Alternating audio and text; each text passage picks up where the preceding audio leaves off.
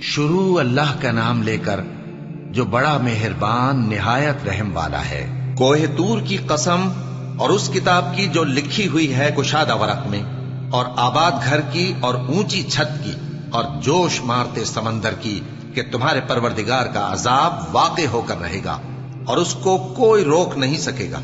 جس دن آسمان لرزنے لگے کپ کپا کر اور پہاڑ سچ مچ اڑنے لگیں، تو اس دن جھٹلانے والوں کے لیے خرابی ہوگی جو بیکار باتوں میں پڑے کھیل رہے ہیں۔ جس دن ان کو آتش جہنم کی طرف دھکیل دھکیل کر لے جائیں گے اور کہا جائے گا یہی وہ جہنم ہے جس کو تم جھوٹ سمجھتے تھے۔ تو کیا یہ جادو ہے یا تم کو نظر ہی نہیں آتا؟ اس میں داخل ہو جاؤ اور صبر کرو یا نہ کرو، تمہارے لیے یکساں ہے۔ جو کام تم کیا کرتے تھے یہ انہی کا تم کو بدلہ مل رہا ہے۔ جو پرہیزگار ہیں وہ باغوں اور نعمتوں میں ہوں گے، جو کچھ ان کے پروردگار نے ان کو بخشا اس کی وجہ سے وہ خوشحال ہوں گے، اور ان کے پروردگار نے ان کو دوزخ کے عذاب سے بچا لیا۔ کہا جائے گا کہ اپنے اعمال کے صلے میں مزے سے کھاؤ اور پیو۔ تختوں پر جو برابر برابر بچھے ہوئے ہیں تکیے لگائے ہوئے ہوں گے، اور بڑی بڑی آنکھوں والی حوروں کو ہم ان کی بیویاں بنا دیں گے۔ اور جو لوگ ایمان لائے اور ان کی اولاد بھی راہ ایمان میں ان کے پیچھے چلی، ہم ان کی اولاد کو بھی ان کے درجے تک پہنچا دیں گے اور ان کے اعمال میں سے کچھ کم نہ کریں گے۔ ہر شخص اپنے اعمال میں پھنسا ہوا ہے، اور جس طرح کے میوے اور گوشت کو ان کا جی چاہے گا ہم ان کو عطا کریں گے۔ وہاں وہ جام شراب کی چھینا جھپٹی کریں گے، جس کے پینے سے نہ کوئی لغو بات ہوگی اور نہ کوئی گناہ کا کام۔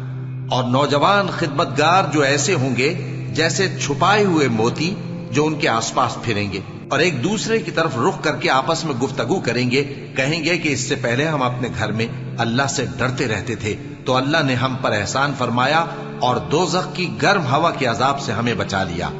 اس سے پہلے ہم اسے پکارا کرتے تھے، بے شک وہ احسان کرنے والا ہے، مہربان ہے۔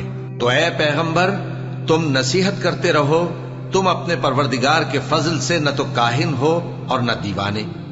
کیا کافر یہ کہتے ہیں کہ یہ شاعر ہے اور ہم اس کے لیے زمانے کی گردش کا انتظار کر رہے ہیں؟ کہہ دو کہ انتظار کیے جاؤ، میں بھی تمہارے ساتھ انتظار کرتا ہوں۔ کیا ان کی عقلیں ان کو یہی سکھاتی ہیں، یا یہ لوگ ہیں ہی شریر؟ کیا کفار یہ کہتے ہیں کہ ان پیغمبر نے قرآن از خود بنا لیا ہے؟